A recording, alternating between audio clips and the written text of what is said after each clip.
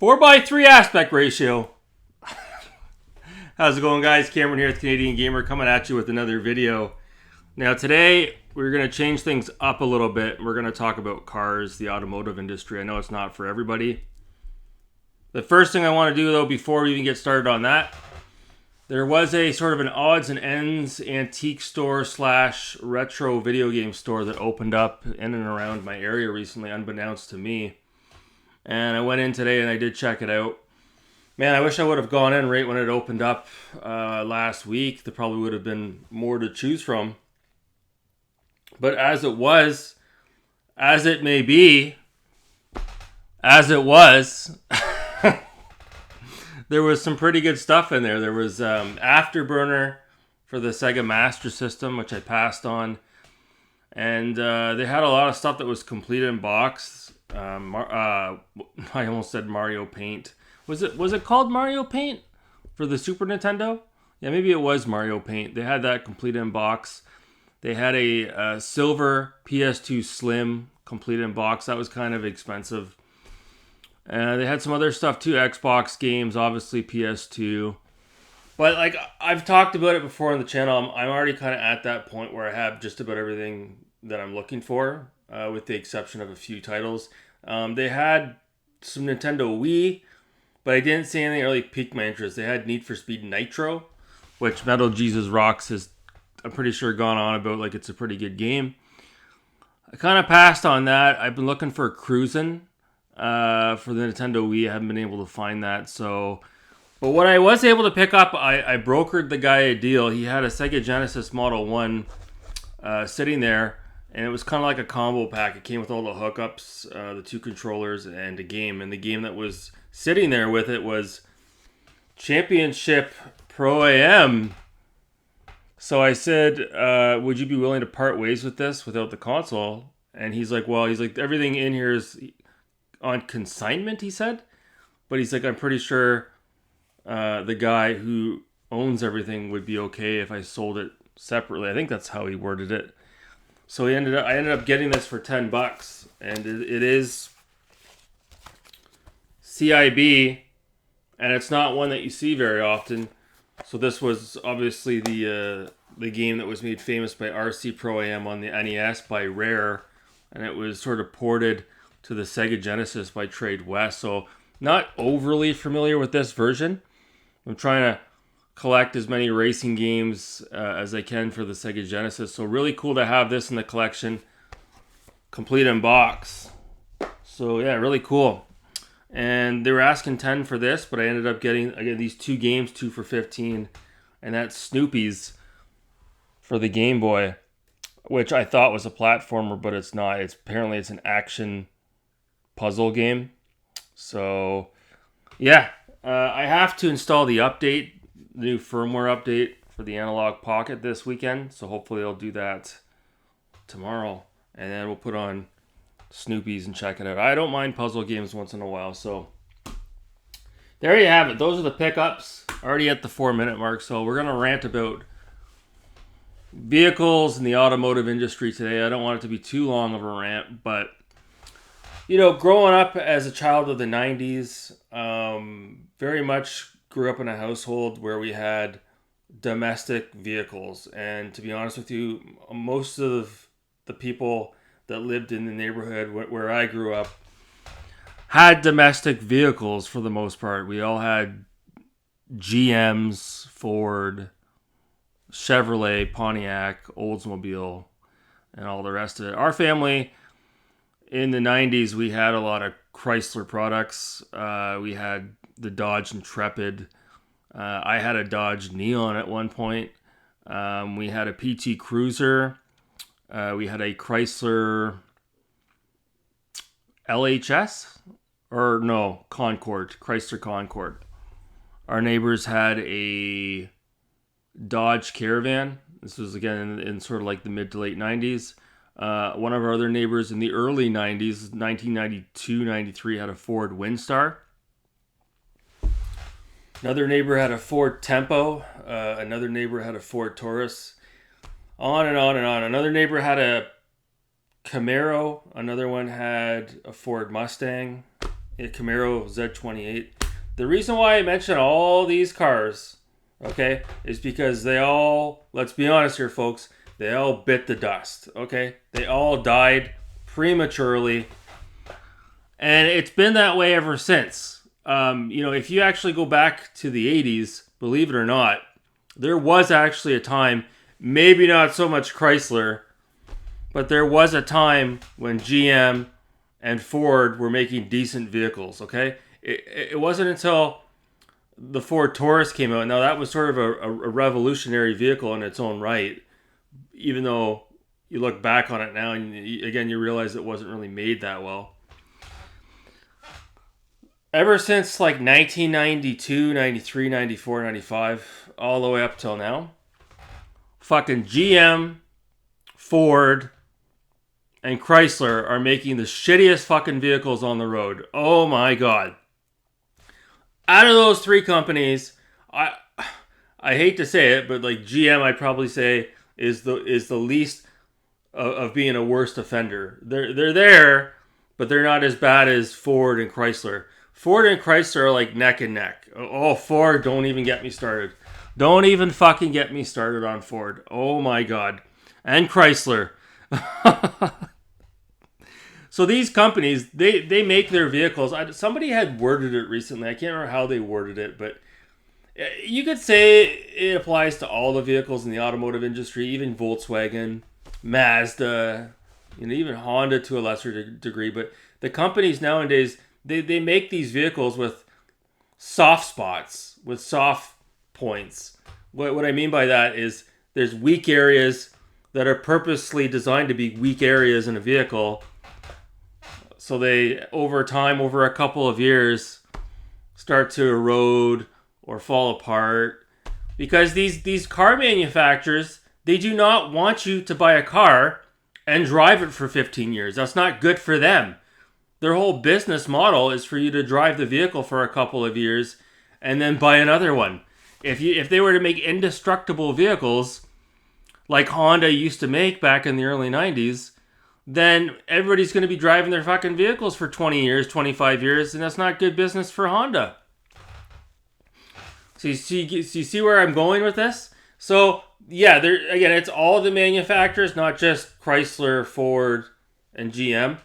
Like Mazda, they make fucking shit as well, okay? The body rusts out on those things. Fucking Mazda 3, the body rusts out on it before the engine goes.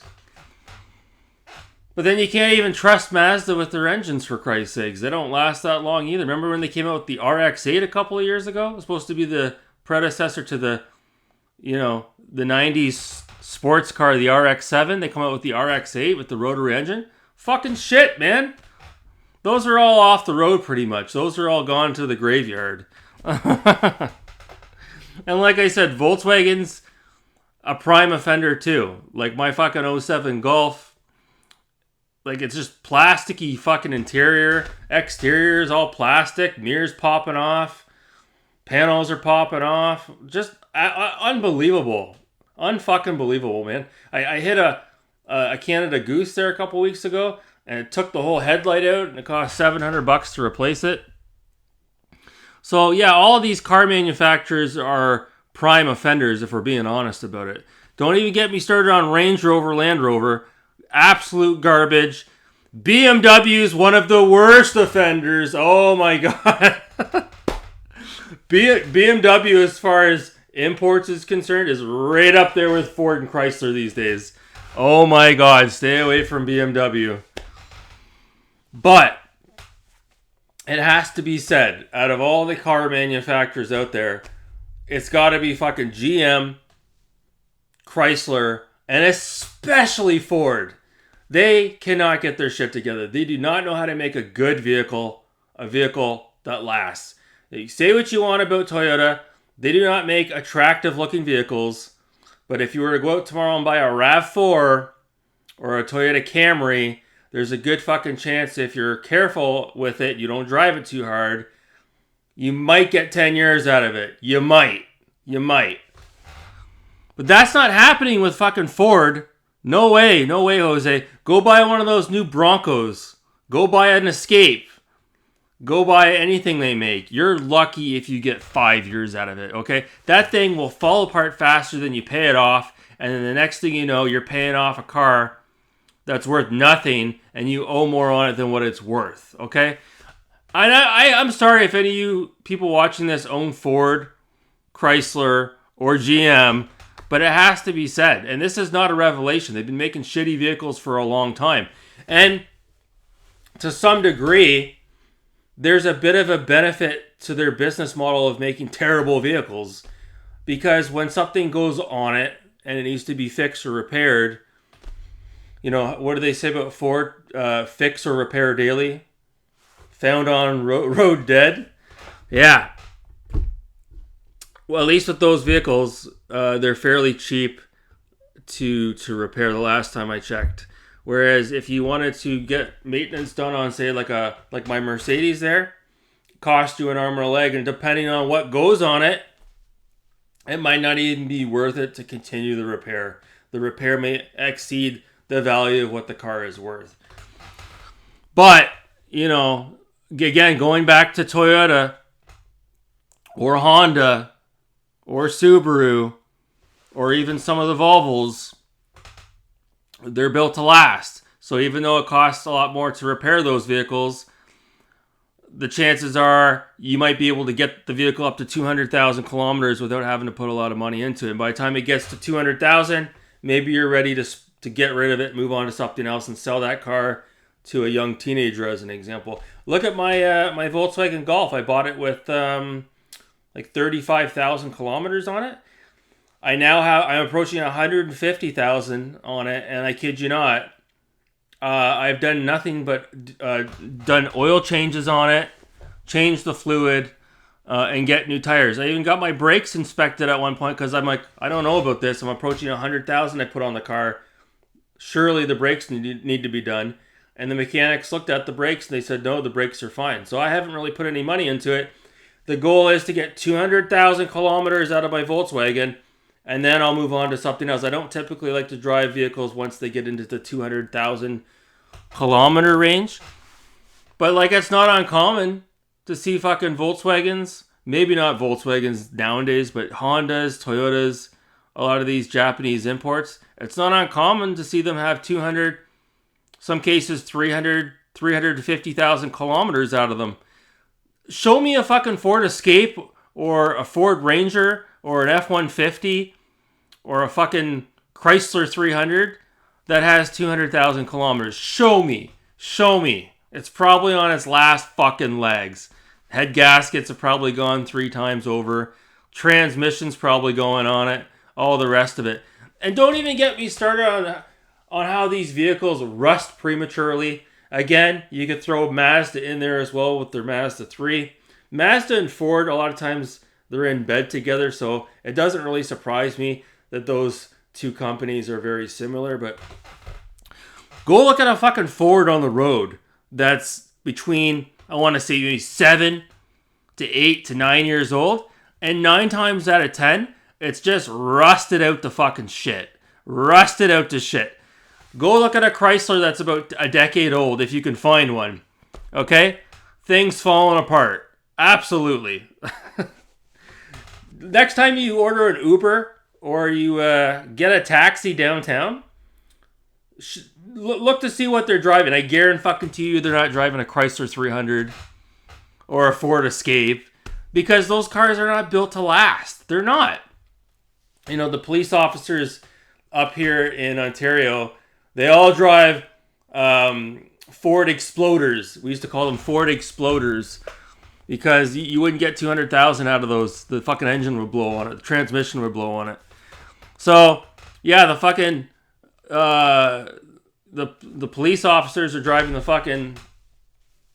Ford Exploders because they're fucking disposable. They don't care if the engine blows up. They'll just move on to more and more. They buy them in bulk. It's too expensive for the police force to, you know, purchase something that might be an import. No, they got to go with the domestics. Yeah, the fucking Ford Explorer. Oh my God, the Expedition, the Lincoln. Oh my God, don't even get me started. Yeah, I'd say Chrysler and Ford are right up there as like the worst. They are the fucking worst. Stay away from Ford. Stay away from Chrysler. And yes, General Motors is like right there as well. Fucking brutal. Brutal. My mom's fucking, she's got a Chevrolet, what do you call it there? I can't remember it. It's a fucking hatchback she's got. And it's a 2017. Bought it mint condition. Bought it like two and a half years ago. Mint condition. And I was looking at her vehicle yesterday, and the ground effects are starting to fall off on it. The fucking clips are breaking on the ground effects. The paint is starting to flake on it. The front headlights are starting to fade. They're all fucking getting all prematurely yellow.